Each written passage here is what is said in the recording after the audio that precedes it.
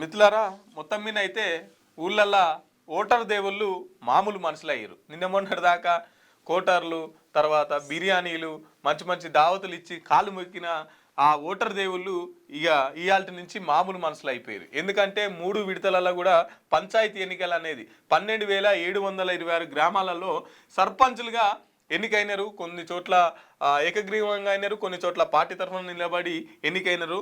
So వాళ్ళందరికీ ముందుగా all the best. మిమ్మల్ని ప్రజలు ఎన్నుకున్నారంటే మీ ఊరిని అభివృద్ధి చేస్తారని చెప్పేసి వాళ్ళు ఆశించి మిమ్మల్ని ఎన్నుకున్నారు. కాబట్టి ప్రజలకు విధేయులుగా ఉండండి. అట్లనే అందరికీ ఆల్ ది బెస్ట్.